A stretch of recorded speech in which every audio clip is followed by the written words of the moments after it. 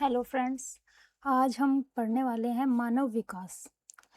मानव विकास का जो टॉपिक है, सबसे पहले हम बात करते हैं कि मानव विकास होता क्या है।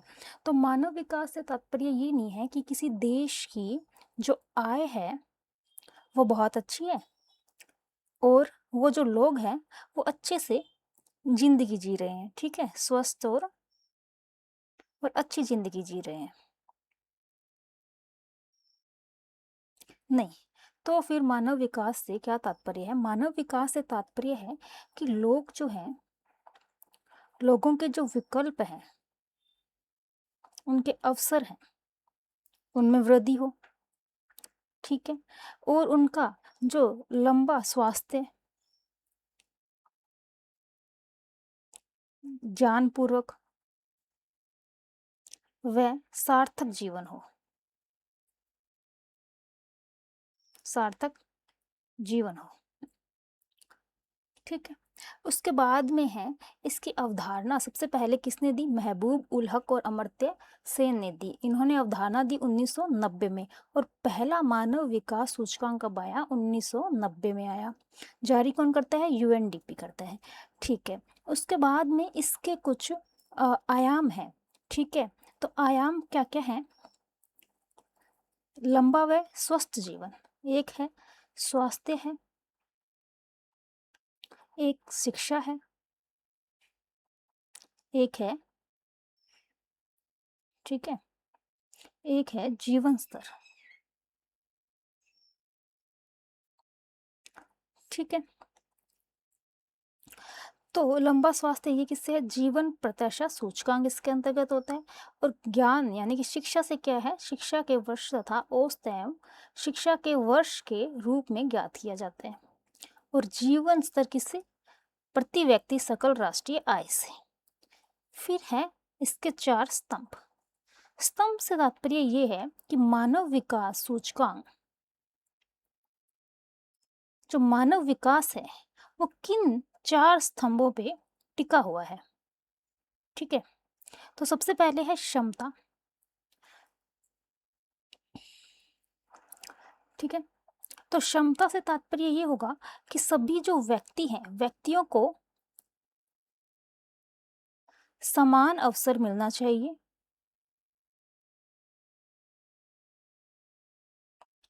ठीक है। उनके साथ किसी भी प्रकार का भेदभाव न हो। उसके बाद में सतत पोषणीयता है, यानी कि आने वाली पीढ़ी संसाधनों का उपयोग किया कर सके, कि संसाधनों का इस तरह से उपयोग किया जाना चाहिए कि भविष्य में आने वाली जो पीढ़ी है वो भी इसका उपयोग कर सके और उनके लिए कुछ भी अवसर जो है खत्म ना हो। तो भविष्य की पीढ़ियों में के अवसर खत्म न हो, खत्म न हो। उत्पादकता से तात्पर्य है कि मानव शिक्षा स्वास्थ्य के साथ साथ कौशल का विकास उसके अंदर हो, जिससे उसकी प्रोडक्टिविटी क्या हो? अधिक हो, ठीक है। उसके बाद में सशक्तिकरण से तात्पर्य है लोग जीवन जीने और विकल्प चुनने की उनके अंदर क्या हो? शक्ति हो। किसकी? विकल्पों को चुनने की, ठीक है। उसके बाद में उपागम। उपागम से तात्पर्य है कि मानव विकास को हम किन किन रूपों में समझ सकते हैं। तो सबसे पहले है आय उपागम, ठीक है। आय उपागम है मानव विकास की आय बढ़ेगी तो क्या होगा? मानव का विकास भी बढ़ेगा, ऐसा माना जाता है, ठीक है।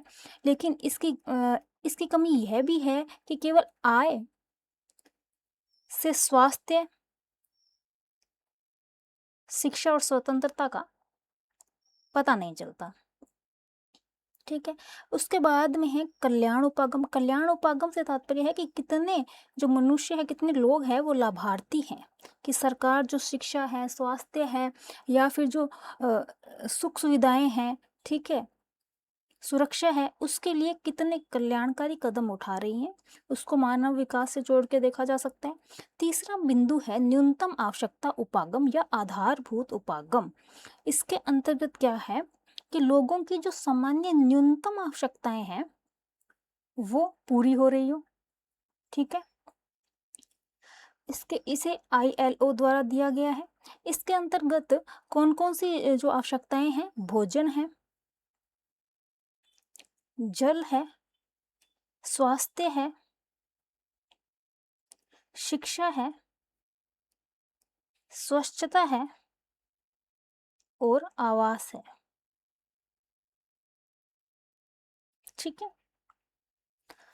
और क्षमता उपागम किसने दिया है, प्रोफेसर अमर्त्य सेन ने दिया है। इसके अंतर्गत इसमें सबसे व्यापक विचार है।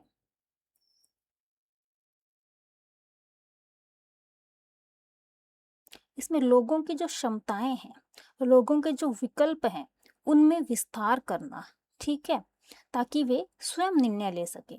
तो ये याद रखना, ये एक व्यापक विचार कौन सा उपागम है, क्षमता उपागम है। इसके अंतर्गत क्षमताओं और विकल्पों का विस्तार करना है। अब देखते हैं अमर्त्य सेन ने मानव विकास का अर्थ क्या बताया है, स्वतंत्रताओं में वृद्धि, जबकि महबूब उल हक ने मानव विकास का अर्थ बताया है विकल्पों में वृद्धि, ठीक है। अमर्त्य सेन कहते हैं स्वतंत्रता में वृद्धि और ये मानव विकास उल हक क्या कहते हैं, विकल्पों में वृद्धि कहते हैं। इसके बाद में 2010 में HDI में 3 नए सूचकांक आए, ठीक है, जो है असमानता समायोजित मानव विकास सूचकांक, लिंग असमानता सूचकांक और बहुआयामी गरीबी सूचकांक। अब हम देखते हैं कि मानव विकास मापन, मानव विकास का मापन हम कैसे करते हैं, 3 मानकों के आधार पर, ठीक है। 0 से 1 के बीच इसका स्कोर दिया जाता है और एक इंडेक्स निकाला जाता है जिसके अंतर्गत कितने स्तर हैं, 4 हैं। ये जो स्कोर है वो 0 से लेकर 1 के बीच में रहता है। जितना ज़्यादा स्कोर ज़्यादा रहता जाता है उतना ही उस देश का अति उच्च मानव विकास होता जाता है। जैसे इसके क्या है, 0.8000 से ऊपर वाला होगा अति उच्च, 0.700 से 0.799 के बीच का कौन सा है, उच्च मानव विकास। उसके बाद मध्य वाला है 0.550 से 0.6699 और निम्न मानव विकास है 0.549 से नीचे।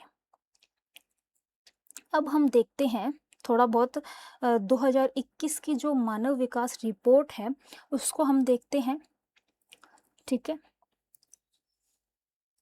तो इसकी थीम क्या थी, अनिश्चित समय, अनसुलझा जीवन, परिवर्तन में एक दुनिया में हमारे भविष्य को आकार देना।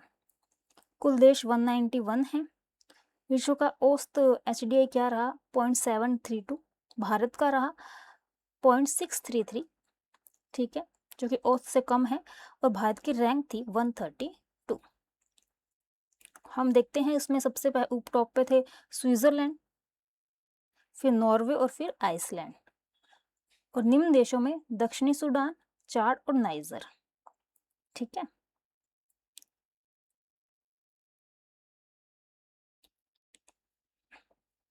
भारत की स्थिति देखते हैं, जीवन प्रत्याशा में कौन सी है, वर्ष क्या है 87.2 वर्ष,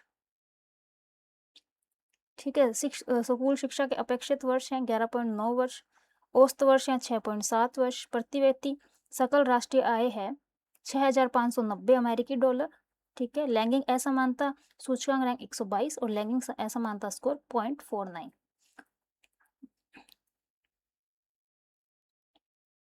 उसके बाद हम 2023 और 24 की देखते हैं। इसकी थीम थी गतिरोध को तोड़ना, ध्रुवीकृत विश्व में सहयोग की पुनः कल्पना।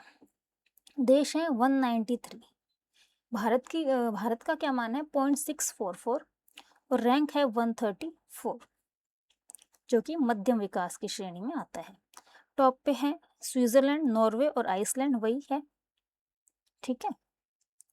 और निम्न देशों में है सोमालिया, दक्षिणी सूडान, अमेरिकी अफ्रीकी, मध्य अफ्रीकन गणराज्य। ये देखते हैं, जीवन प्रत्याशा है 67.7, स्कूल शिक्षा 12.96 वर्ष, स्कूल शिक्षा में औसत 6.5 वर्ष। इस रिपोर्ट में क्या है, मोनाको व उत्तरी कोरिया की कोई रिपोर्ट नहीं दी गई। 4 बड़ी अर्थव्यवस्थाएं कौन सी है, यूएसए है, ग्रेट ब्रिटेन है, जापान है और रूस है। अब हम देखते हैं सबसे लेटेस्ट रिपोर्ट जो है, इसकी हमें अच्छे से सब बातें ध्यान रखनी है। ये है 2025 वाली, ठीक है।